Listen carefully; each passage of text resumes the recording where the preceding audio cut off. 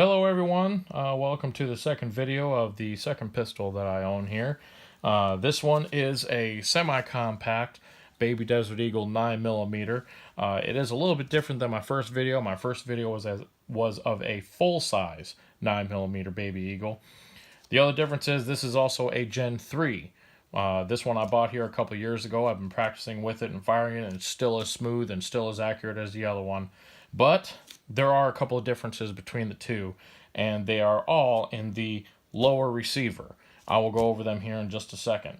The rest of it is all the same for the most part, and I'll go over that too. But let's get going here. We want to make sure I have an empty weapon, which I do. And just like last time, and just in great old-fashioned CZ form, you have your two dots here, right? You line up your two dots. You push your separator through, and there you go.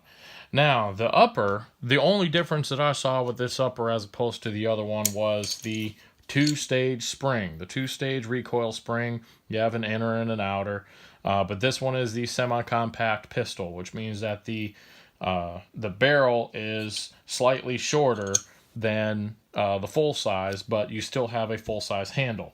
So for some people that don't know that, that's the answer. So this one is a semi-compact with a two-stage recoil spring.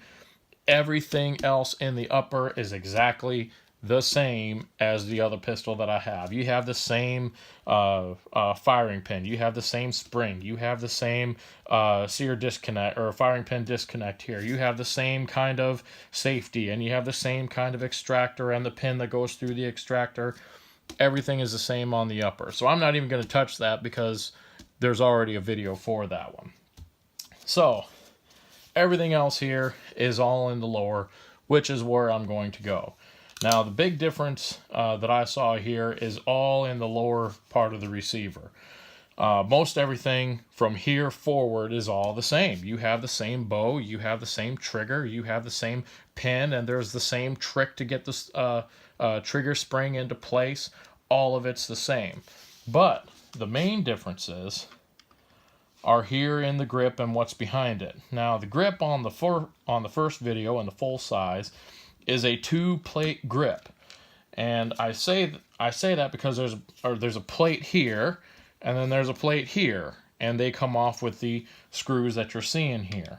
This one is different because there is no plates. It is all one grip. The back side and the two sides are all one piece. It's all one piece.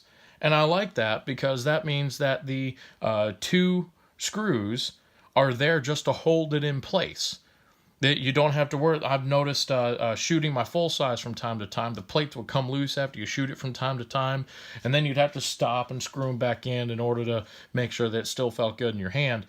Here you don't have that. Here everything is all made into one piece, and the screws are just there to hold it in place. So that also means that you don't have to raunch down on them and risk stripping the screws. But the other main piece is back here, you'll notice you're missing something. You are missing the hammer spur, you're missing the mainspring, and you're missing the smoother that's all back here from the other one. Now, granted, the smoother is actually built into the frame right back here.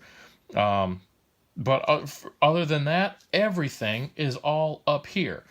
Now, this little triangle piece right here is where your mainspring is. Your mainspring and your hammer spur, they all go down right into there. And that is where I'm going to be working at. So, last time I did this video on the lower, there were one or two people that asked me to have a little bit more detail on this sear right here. So here's what I'm going to do. Let's see if we can... The biggest part with taking apart the sear is that there's a spring right here. Right? There's a spring right here in this groove, and you can see it when you take it apart. And then there's also a little ledge right here that this spring will lift up onto. So you take a little bitty flathead screwdriver, and you put it on the underside of the spring, and you put it up onto the ledge. And when you do that, you can take the pin, and you can push it all the way through.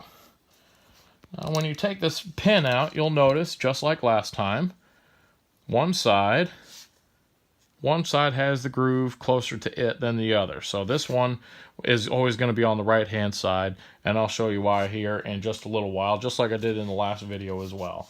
Other than that, the sear is exactly the same. You have the 3-piece sear. You have the spring and the pin, well, where it fits in there. You have the inside piece and all that pivots against the lower piece. And again, just like last time, I'm not going to take it apart because I would spend 20 minutes trying to put it back together. If you decide to take it apart, I mean, that's awesome. Maybe you have better tools than I do. But for me, it is quite difficult because of my great big pudgy fingers. Clean it, lube it, make sure she's working right and she's functioning the way she's supposed to, and she should be good to go. Now, like last time, you had the mainspring and you had the housing, and once you take the mainspring out, once you take the sear out from there, you had a hammer that had neither tension or function. Well, we've taken the sear out, so we know we don't have any function, but I still have tension. And that is due to the mainspring that is inside here. So I'm going to grab my handy-dandy block, and I'm going to grab my handy-dandy roll pin punch. Now, the roll pin punch is different than a regular punch because you have a little nipple right here on the top of the punch. A regular punch is nice and flat. But this one, with being a roll pin punch, it has a little nipple on the end so that it'll fit into the hole of a roll pin. And it'll keep that roll and the hole pin open, which actually helps the roll pin keep tension so it doesn't fall out.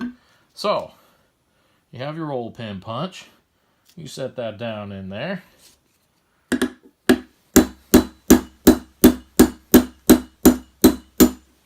And you give it a couple of really good whacks. Here's my roll pin. And here's where the fun part kind of starts to begin.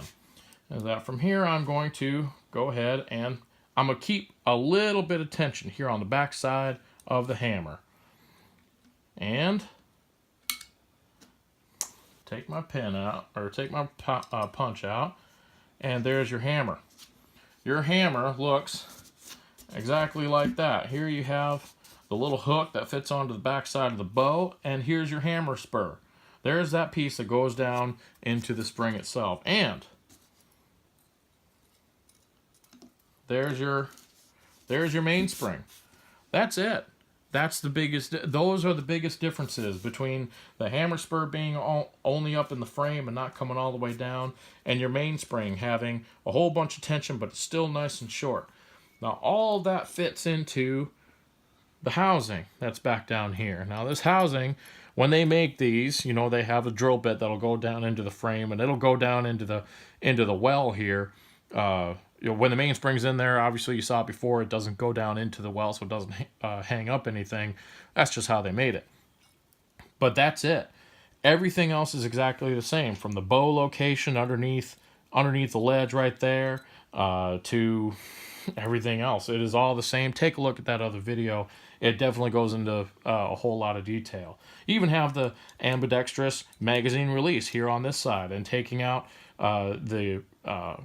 the trigger bow and then the magazine release post. All of that, you can change that, and that all goes into detail later on, or in the other video as well.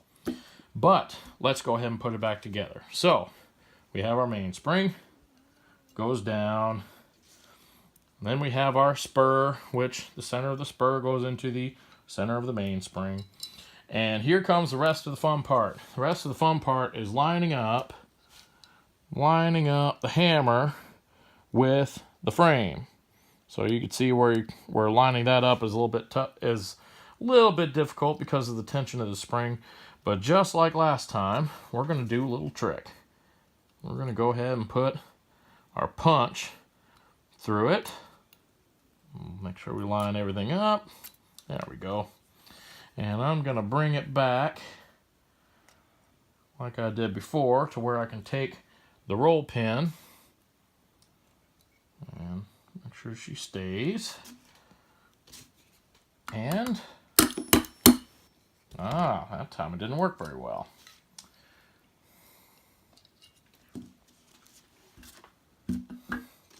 Sometimes it works.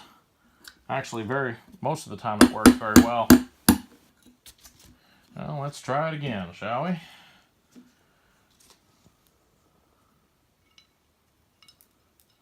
Let's line everything up. We got the mainspring, got the spur.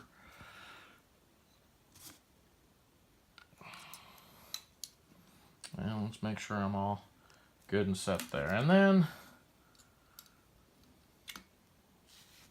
take that. Now that I'm in there, I now still have tension, and now I can go ahead and set this all the way down.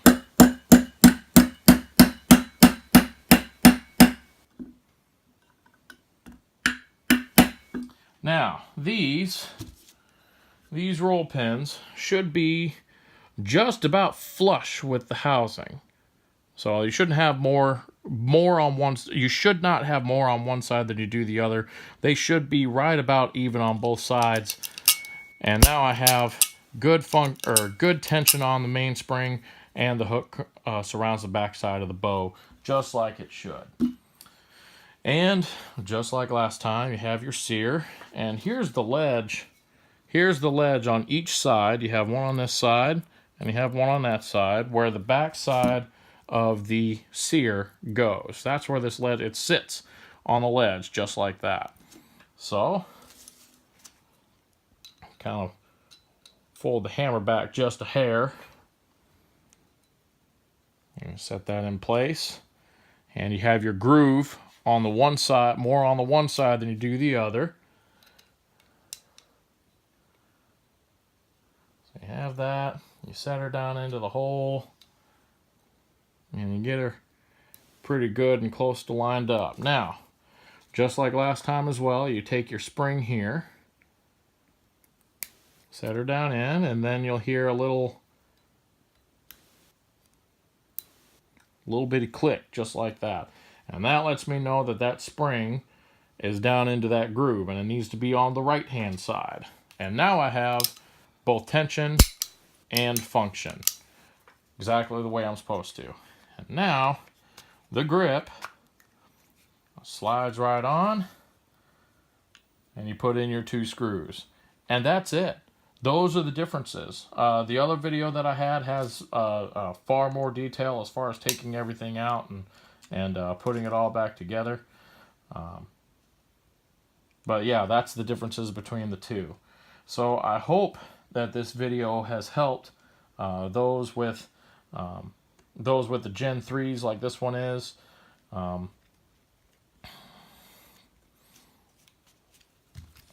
on. And yeah, I'm hoping that the next pistol I do, nobody has done a video on, because you know that helps other people. You know, granted, this is a CZ copy and all, but nobody's done a video like this besides me. So just like last time, from the front, the entire lower receiver is the slide, which is one of the reasons why these are so darn accurate.